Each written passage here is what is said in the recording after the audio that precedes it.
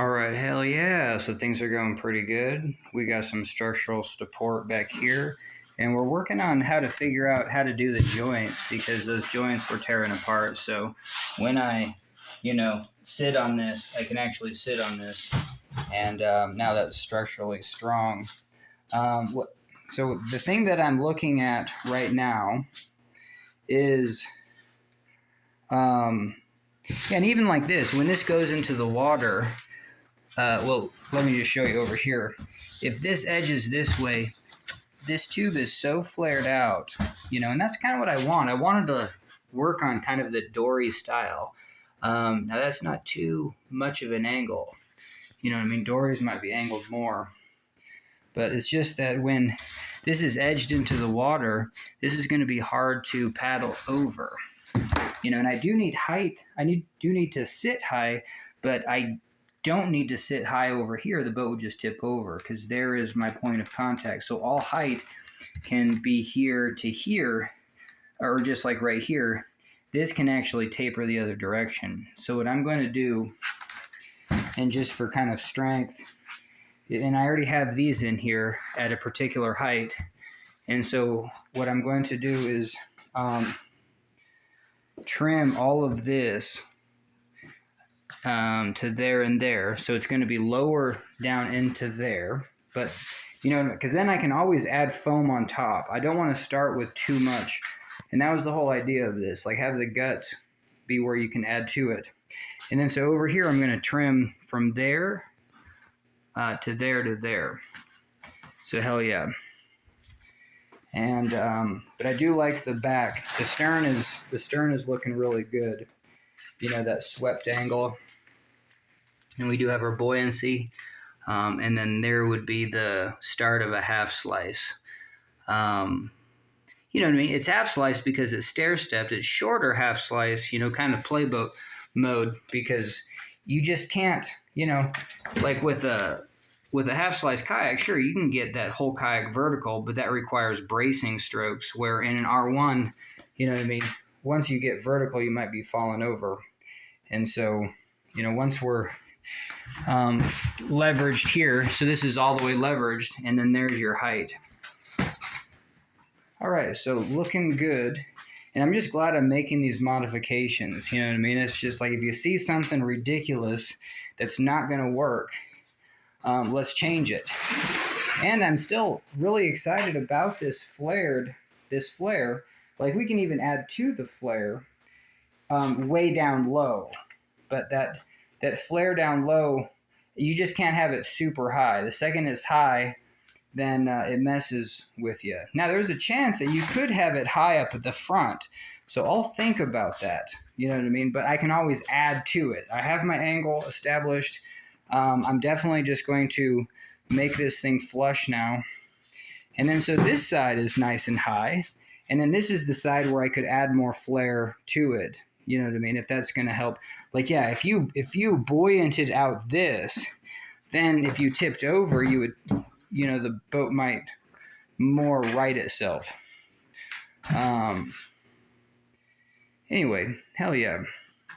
Definitely a bit scattered, but I don't want to say my thoughts are scattered just because, it's a process. And like I said, if I don't tackle these things that are going to be obvious fails, where I just can't paddle over that, and then the pivot's like right there, which is the same thing as a rounded tube. If you have a rounded tube and you go past the point of no return, you know what I mean? And what I noticed with the rounded tubes is they don't have high steep flares. They're rounded. So even if you did have this much width, the tube would be starting to round this way, and it's just way easier to paddle. So hell yeah. All right. All right, hell yeah. So I definitely like how it looks lower and cleaner, because even my boat kind of sits low to the water. But we do need the height. When this tips over, it's ridiculous. And so we do need to build it up with the cockpit. But I just think I'm just glad I have the boat, kind of smaller, in that height.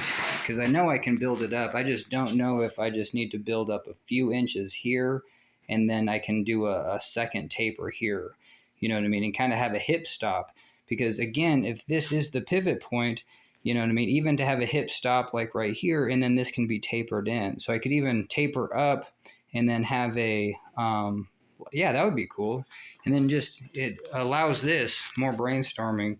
But yeah, so if I did have, and this does have to be kind of angled. So if I do even have an angle that's higher, still angled, because when I'm tipped on, it better be level, or even if it's angled even steeper, it's more better, because then you can jump to the other side easier. But definitely have a hip stop, and so that would be this angle, and then maybe a 2-inch lip even, and then taper back to that. All right, hell yeah. But yeah, it's looking pretty good.